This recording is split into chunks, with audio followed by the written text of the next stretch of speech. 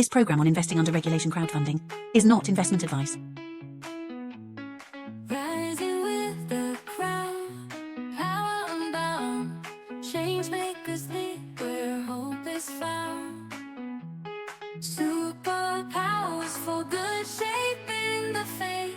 Investors and dreamers open the gate. Super Cross stands loud, proud and true, building tomorrow for me and you. Have you ever heard a business leader talk about building community and thought, I don't think so. You're not serious. I have.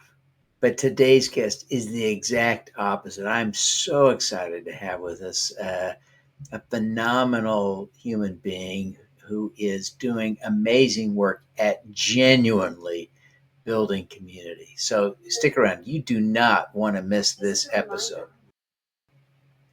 Welcome to the Superpowers for Good show. I'm your host, Devin Thorpe, and I am excited to introduce you to a phenomenal human being. They're actually back on the show for a second time. Briar Rose Penney is the founder, steward, and lead caretaker at Inner Space KC. Briar Rose, welcome back.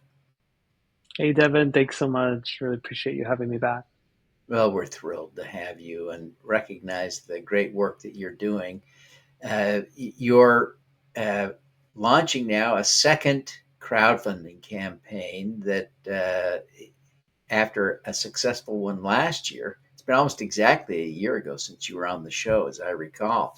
And it's exciting to see you back. Obviously, you had some success with that raise. You're back raising on Honeycomb Credit again. Great endorsement for Honeycomb Credit. But listen, before we get kind of into the weeds talking about the offering, I'm always so excited. I'm so passionate about crowdfunding. I like talking about that. Let's step back. Remind the audience, right? Tell people about Inner Space KC. Yeah, so Inner Space is a yoga studio, and it's definitely kind of more than a yoga studio in the sense that we have martial arts, we have five rhythms, we have Qigong, Tai Chi, but the core of our programming is yoga, and it has been going for about 10 years. So it was founded by one of our senior teachers, and I took over 2 years ago now as the steward and lead caretaker and teacher as well. But in addition to that, we're in this gorgeous kind of symbiotic relationship with the whole campus. So we have 12 commercial tenants that rent with us, and we really see them as collaborators. It's a really collective space in the sense that their rent directly subsidizes our programming and stabilizes our finances, but we also all kind of would only be here because of each other, because the building was only redeveloped by the owner um, to support Inner Space. So it's kind of this magical thing that has brought all of us together. And so it's a lot of really cool collaborative stuff we do. We have art markets and vendor markets that happen, and we're hosting like a bunch of activists for a Labor Day event in a few weeks. And so it's definitely more than a studio, but it's really a communal space or a co-working space that is built around a studio.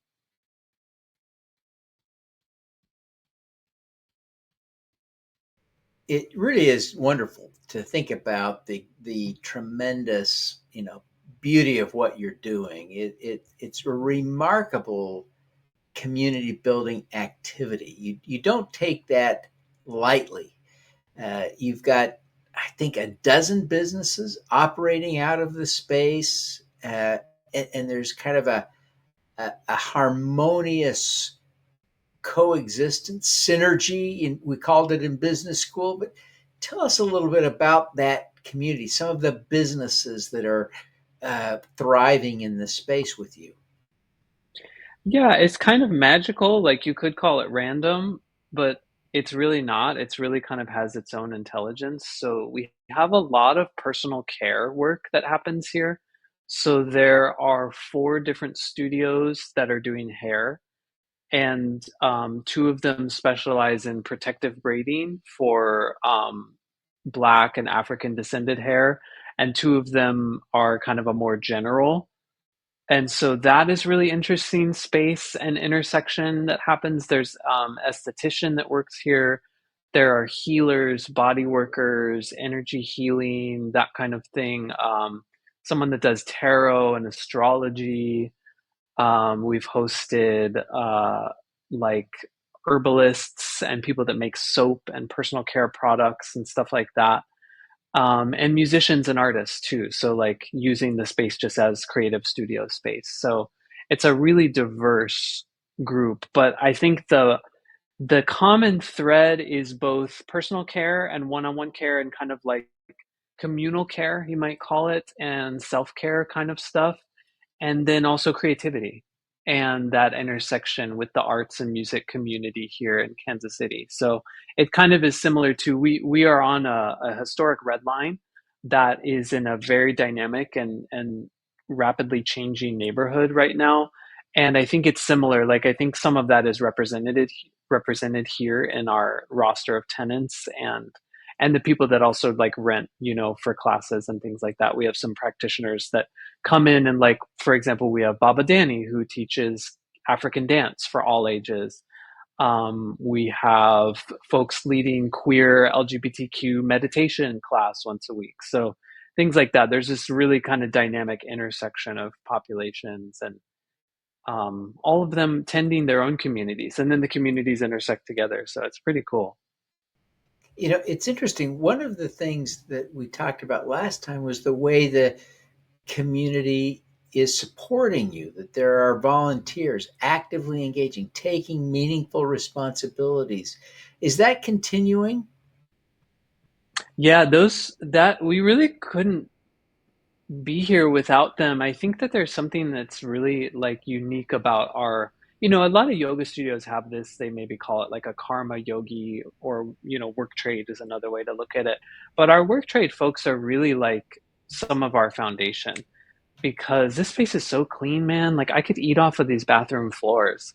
And I think that just really like impacts the way that people feel when they walk in the space. One of the things that I say when I'm training caretakers is what I call my staff. We have a couple that are on staff paid, and then we have a couple that are work trade. But I say, touch everything. Like even if it's something that no one is going to notice, whether it's dirty or not, like the feeling of it being connected with and touched and attended to does translate. Like people can feel that when they walk in the space. And so I think that's a really big, frankly, I think it's a reason why our sales are up. Like our sales are up 30% on average from last year, which is honestly to me, I was really like, I don't know how 2025 is going to go with all the things happening economically. The fact that our sales have gone up and then dramatically so, and then stayed consistent and are continuing to grow is really cool. And I think that really speaks to just the love and care that our team puts into this building and into this project. At some level, I perceive that business is maybe secondary consideration for you is the wrong way to describe it. But, building community and being true to who you are and participating in this whole communal aspect, right, is more meaningful to you. And yet, I see that you have developed a real expertise, a genuine concern for top line, bottom line performance, and you recognize the importance of running a business as a business. How have you managed that? There's a little yin and yang to that. How have you pulled that together? I love that you brought in the yin and yang because I do teach qigong and the Taoist martial arts are a really big part of my practice. And it really does have that same kind of quality. And a little piece from Taoism to pour it in is that in the West, we often think of yin and yang as these polar opposites, but actually in the Taoist system, they are one. They're just energy moving at different frequencies. And so I like to think that instead of you have the polarity of like community service, care, that kind of thing, and then you have profit and your material concerns and your bottom lines and things like that. I actually don't think that those things are meant to be separate. And I think that actually, like, some of the folks that we think of as like these like business leaders throughout history really understood that, you know um going back to, say, like Ford, for example. Like, it wasn't just that that was like an innovation, technologically. There were there was a legion of people that had to be brought forward to work on those assembly lines, and they took care of those people back in the day. So I think that that actually is the foundation of business, and I think that without that as a foundation, business tends to just kind of topple on itself. So I think I try to just be like, it's not that we're doing things differently, we're kind of just like highlighting what is actually already true of business. Because if you don't have a committed customer base and you're a sales-based business, you can't sell. You know what I mean? It's like you have to like really jump through some hoops or manipulate people if you really want to sell. So it's an interesting thing. It's a good question, but it has been a big learning for sure. Like, there's one of my biggest learnings, I think, this past year, and really kind of to put the whole of our 2 years in this business in the arc of my whole life, which is, I've managed a lot of other people's businesses. It's a little different. And I was a bookkeeper in a past life, for a restaurant. So it's a little different to do your own books when it's like your stuff on the line. And now I have my own bookkeeper. I don't do my own books. Thank you. But what I've learned is that you really kind of have to bow in humility to the business itself and let it show you what it wants to be. Last year, for example, we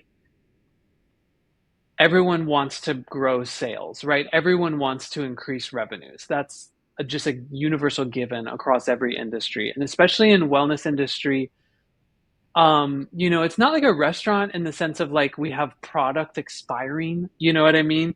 Which, that's those margins are so hard, but it is still a tight margin, right? And we have engaged with that in a way. I really went last year into we just got to get more people in the building. We just got to grow our sales and we got to grow our memberships. And I thought that that was really the way, because I had seen that work in other contexts, other studios that I had managed, for example. And I really shifted the programming around that, and it didn't work. And it wasn't that the sales weren't growing, but it's like we didn't get the consistency that we needed. So I sat back and I was like, okay, so what is the thing here? What is really being shown to us? And what was being really shown to me was that it wasn't that people wanted something more uniform. They didn't want a uniform product from us. They were coming to us because we actually cover these several unique niches in the body work and movement and yoga world, especially the landscape that is Kansas City, because there's a lot of studios here. I won't say that we're necessarily in competition because we're all so different, but there's a lot of that hardcore athletic kind of yoga and movement. And you show up, and no matter what time of day, you're going to get the same consistent class. And I think that there's a lot of value to that. But what Inner Space taught me over the last year or so is that that wasn't what it wants to be. And that's not why our community was here. So we actually had to come back to, wait, what was already working, and let that show us, oh, this is how we grow. We lean into the things that we do really uniquely. And then class counts started to go up and membership started to go up. And so I found that really interesting, because it's like you can take the advertising profit cult is kind of what it is, like over a cliff, and then you miss what the business really wants. You miss what the business really wants to become. Yeah, it's fascinating. Your thinking, your approach. Uh, Quickly, I'd invite you to tell us a little bit about your success at Honeycomb and what led you to come back to raise more now. Working with Honeycomb was really cool last year, and it was also a really big education for me. And I'll just share personally, it really brought up and just shoved in my face my own issues and vulnerabilities around putting myself out there as CEO, as a steward, as a manager and the owner of a business.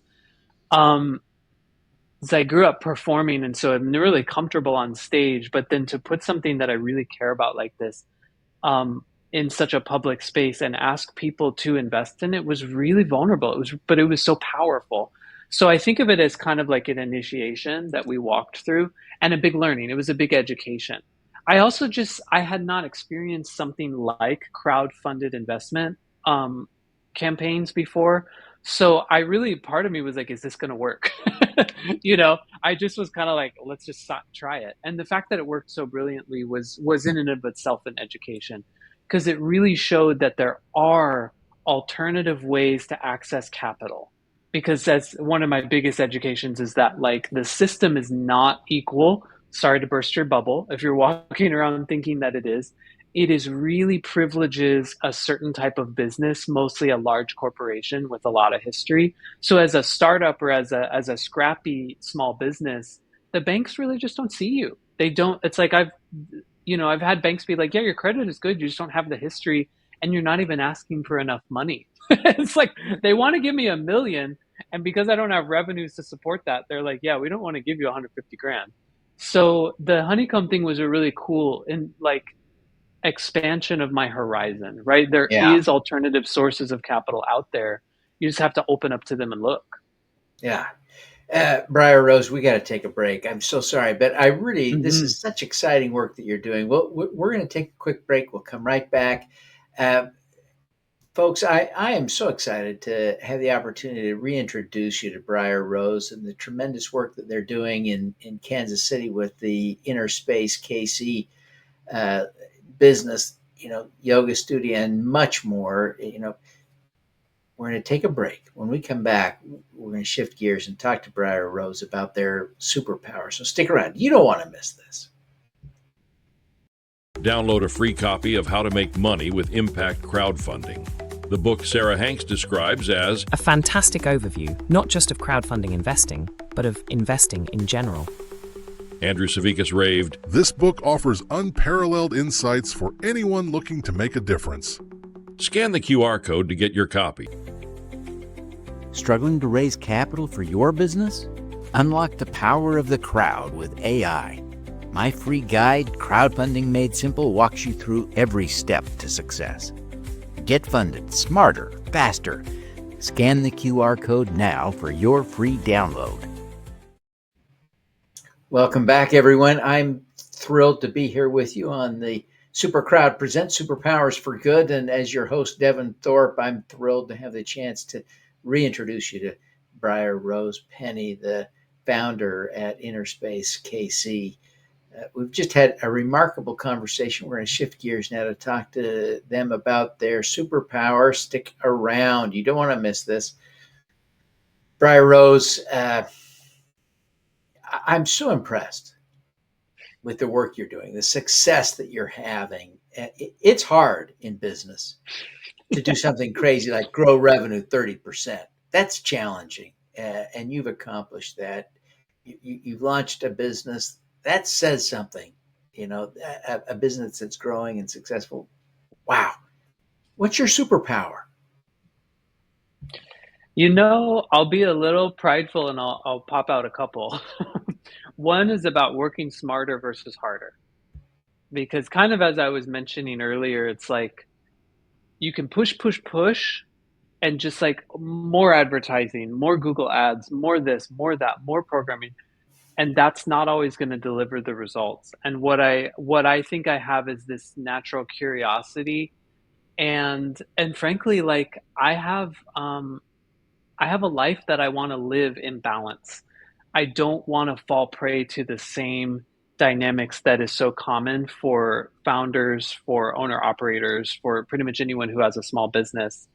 That is the burnout kind of trap, right? So I really kept having to be like, if this isn't working, what is it trying to teach me? Instead of just throwing revenue at the problem, like working with the problem itself. So I have this kind of curiosity and frankly a stubbornness, because I'm like, no, I still want to live a good life. I need to live in balance. I need to be able to clock out and go and be with my partner and just cuddle the dog and whatever. And the other thing is, I think that I have the real strong capacity for letting go. And that's really funny because it's also been my biggest challenge. I was getting attached to, no, this is the thing. I can see the way. We're going to do it this way. And then it all backfires. And it's like, cool, we have to pivot. And we can't pivot with a bunch of drama or ego or blame or shame or judgment. It's like you really just have to be willing, in my experience of business, to try things and recognize that not everything you try is going to work and be okay with that and actually embrace that. So that quality of just being like, cool, that didn't work. What's the next thing? Oh, this works. Okay, cool. Oh, well, and just kind of following it. It's a winding road, it's kind of chaotic. But for me, this is how we at Inner Space walk the walk, because we are both, stewards of a space and a business, but we're also practitioners of movement and meditation. So we have to walk the walk and be flexible and unattached in the way that our practices teach us to do. It's an interesting pairing of superpowers. It's so interesting. As you think about this, I wonder if you could offer up a few tips for us. How can we learn from you to be a little more flexible, a little more adaptable, and to leverage that curiosity at the same time? Well, I have a bias as a yoga teacher, martial arts teacher, and practitioner myself that we could all benefit from having practices. And sometimes it's helpful to have a practice that is not directly related to the thing that you're pursuing. So your meditation might really benefit your capacity to show up in meetings with more spaciousness and ease and authenticity and connectivity. Your martial arts or your strength training or swimming or whatever it is that you do physically, I think can help other areas of your life. So there's a saying like, how I do one thing is how I do all things. So I think for folks, like finding a safe container to practice, maybe it's like an art practice, a creative practice, or journaling, or doing your morning pages, that can be a really helpful way to keep calibrating and refining your system as it approaches all the other things that you do that you need to do, for the business or for whatever, kind of form of leadership you're in. I also think it's important to have mentors and teachers. Like I would not be here absolutely, hands down, without all the teachers and mentors and peers too, but peers who are willing to tell me the hard things, like peers who are willing to be like, sounds like you messed up, not just like people who are like, yay. You need your cheerleaders, but you also need your critical friends. And so I have such an incredible team of mentors and coaches and teachers that I work with. And not all of them are necessarily like business folks, but I think if the principle is sound, it can apply to anything. So it's really helpful for me to always have elders and people who have walked the path in a different way, or maybe are further along the path, to refer back to. Just asking for help in general is really important. It should not be, even like with my bookkeeper, for example, it's like she just automated a bunch of stuff that I was doing. And I was thinking, oh my God, I don't know how we're ever going to figure this out. And I finally was just like, hey, Rianne, what can we do? just asking. I have no assumption that you can figure this out. She's like, oh, we could do that really easily. Do. Took her all of 5 minutes. Changed my life, And here I was for months great. Thinking about how I'm going to figure it out myself. So that's a great lesson for all of us. It's such a reminder that, as soon as I stopped thinking about myself as the knower of all knowledge, I started to learn a lot more from other people, right? Oh my God, it's a great tip. As we wrap up now, quickly, tell us about how people can learn more about investing in Inner Space and your current offering, and learn more about supporting you in other ways and following you on social media, et cetera. Yeah, so check us out at our website, which is innerspacekc.com. And we'll always kind of have a little like bar going with like the most recent stuff. So we'll have a preview page for our investment offering. I think you'll be seeing this once it's already launched. So the link will be there. You can also go to the Honeycomb main page and just search for Inner Space in the directory. You can follow us on social media. We're most active on Instagram, and it's just Inner Space KC. at Instagram. And you can also subscribe to our newsletter. And a lot of people really benefit from the newsletter, even folks that are out of town, because we do have some online offerings. And I really do pour a little bit of heart and soul into the newsletter. I try to educate through that as a vessel. So it's like a cool follow, I think, regardless. So you That's can check great. out that link at our website too. Great. Well, thank you so much, Briar Rose. We're thrilled to have had you back. Thrilled to hear about the new offering. Want to wish you every success with this offering and all of the great work that you're doing to build community there in KC and bring people up, elevate people, and help people. I love it. Hang in there. Thank you so much, Devin. And right back at you. I really appreciate all the work you do for Thank scrappy you. businesses like us. That's right. Now, let's do some good.